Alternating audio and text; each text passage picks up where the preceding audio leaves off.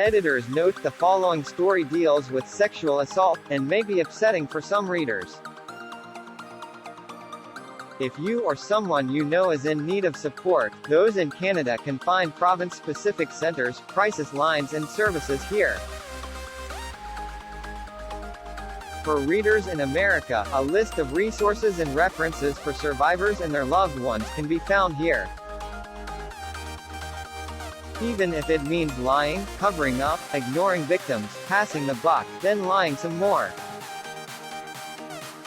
On May 23, 2010, a meeting took place with Chicago Blackhawks decision-makers, John McDonough, Al McIsaac, Stan Bowman, Jay Blunk, Kevin Cheveldayoff, Joel Quenneville and Jim Gary, in which they discussed the allegations of sexual assault against their 27-year-old video coach, Brad Aldrich, by a player on their Black Aces. The team was mere hours removed from sweeping the San Jose Sharks and advancing to their first Stanley Cup final in 18 years. They decided to do more sweeping. Multiple witnesses recalled a discussion regarding whether the time was right to address the allegations in light of the playoffs. Upon learning of Aldrich's alleged actions, head coach Quenneville shook his head and said that it was difficult for the team to get where they are and they could not deal with this now, according to Bowman in the 107-page report, warning, it contains disturbing material. McDonough, according to Bowman's interview with investigators, referenced the epic drought of the Chicago Cubs and that the organization better consider the difficulty of a deep playoff run before handling the issue. Ultimately, the hockey men in that room chose to stay quiet, to take zero action, to protect a predator,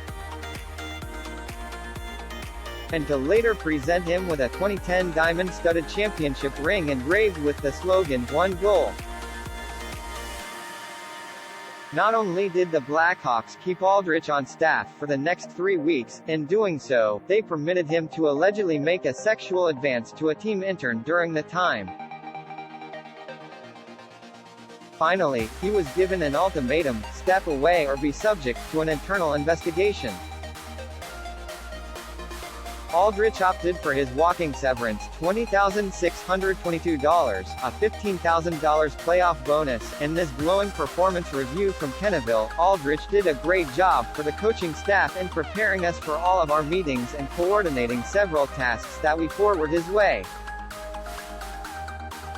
Brad has several people relaying on him at the same moment and has a way of deflecting and accommodating everyone at once.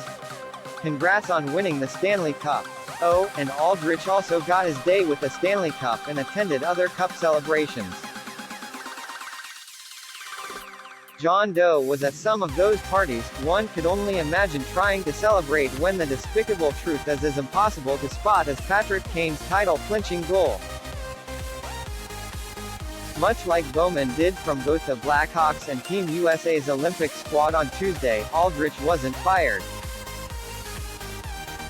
He resigned, stepped aside, was ownership's term. The report is both disturbing and difficult to read, Blackhawks CEO Danny Wirtz said.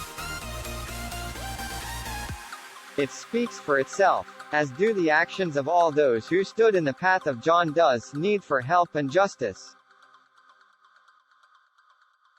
This story, as appalling and indefensible as it is, would not have come to light were it not for the excellent investigative reporting of Rick Westhead and Katie Strang. I am very grateful to have the truth recognized. I know I am not the only victim in this world of sexual abuse, and I hope my story can inspire change within the NHL and around the world, John Doe told Westhead Tuesday afternoon. I am still speechless. Words fail when trying to understand how the attempt to win a beautiful sport that rewards honest effort can foster such ugly moral corruption. The NHL fined the Blackhawks $2 million after reviewing the report, a drop in the bucket for an organization that just handed out a $32.4 million contract to a player this summer and is coming off a 535-game sellout streak. Blackhawks fans will gather inside United Center Wednesday for another hockey game.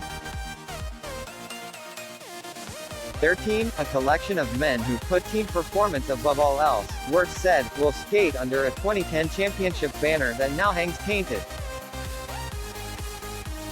The lies weave through the fabric of 2013 and 2015, too, but this investigation, its damning conclusions and the settlement attempts about to follow has now stretched beyond one team and its one goal. Joel Quenneville knew, he's currently the head coach of the Florida Panthers. Kevin Cheveldayoff knew. He's the long-serving general manager of the Winnipeg Jets. Both publicly denied prior knowledge or involvement in the Aldrich cover-up as recently as July. The Old Boys Network is on the fritz, more fallout is coming, we can only hope more truth and responsibility comes, too.